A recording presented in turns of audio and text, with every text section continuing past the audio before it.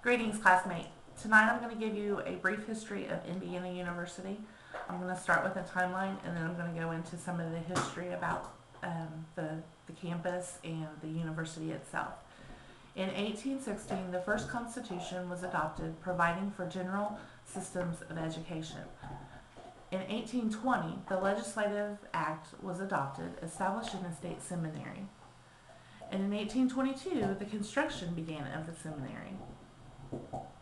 In 1823, the first professor, who was Baynard Rush Hall, was hired to teach at the seminary.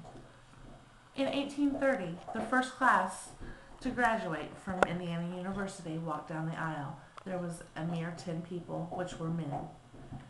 In 1867, first state university to admit women. And it was also the first athletic activity of Indiana University was men's baseball. In 1886, the football team began. In 1898, Indiana University's men's basketball team began. And in 1913, the Alumni Association was formed. In 1914, the Nurses Training School Nurses Training School was established, which it was renamed in 1956 to the School of Nursing. In 1934, School of Dentistry was established. And in 1974, the Richmond facility was established and it was opened, with the new buildings being established 1 year later. In 1988, Indiana University celebrated 150 years of university status. And in 1999, IU received a $30 million grant for research from the Lilly Endowment Center.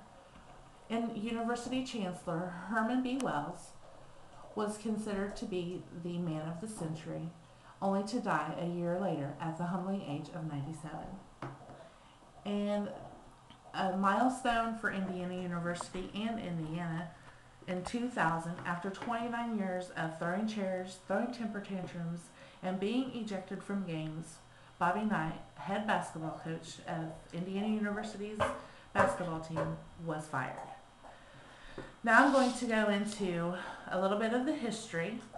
And IU is ranked among one of the top universities in the world, among the top 50 in the United States, and that is according to Academic Ranking of World Universities. U.S. News and World Report awarded Indiana University a Best Graduate School of 2001 and 2002. Time named Indiana University as College of the Year in 2001. And IU has 110 academic programs that ranked among the top 20 nationwide. Newsweek, the Kaplan College Guide, named IU the hottest big state school in 2005. In 2008, Indiana University enrolled 40,354 students, and 31,626 of those students were undergraduates, and 7,814 were postgraduates. A majority of those students were women. There was a big difference between in the 1800s and the 1900s, where there was only 10 students and they were all men. Now a majority of the students at Indiana University is women. So the Indiana University School building is listed in the National Register of Historical Places, and Indiana University is considered one of the most beautiful campuses in the nation, which is very lovely. I've never personally been to Indiana University, Bloomington, but I plan to go in September. We're going on vacation and going to spend a little bit of time in Indianapolis, and I think we're going to go ahead and drive down to Bloomington and check out that campus. I'd really like to see some of the historical places of the campus. The academics of Indiana University are phenomenal. We have some of the best academic choices there are in the nation. There's the College Arts of Science, which is the largest of academic divisions, and it has 40% of Indiana University's undergraduates enrolled in it. And the Maurer School of Law was formed in 1842, and it's one of the oldest schools on campus. I didn't know until I researched that we actually had a school of law. So that's something of interest to me. They have the School of Library and Information Services, excuse me, sorry. And it was recently ranked 7th best program of its type by U.S. News and World Report. And the School of Education, which I find interesting also because my daughter's going into education, is one of the largest schools of education in the nation. And it's ranked the top 20 of graduate schools by U.S. News. Currently, IU has over 2,700 full-time faculty workers, and they have 354 part-time faculty workers.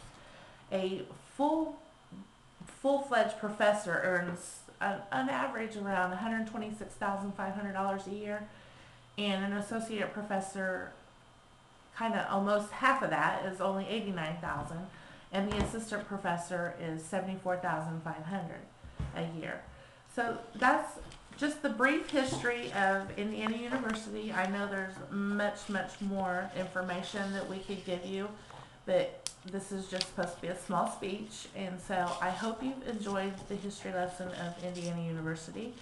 I hope that you want to research Indiana University even more so, since that's where we're attending, and be very proud of your school.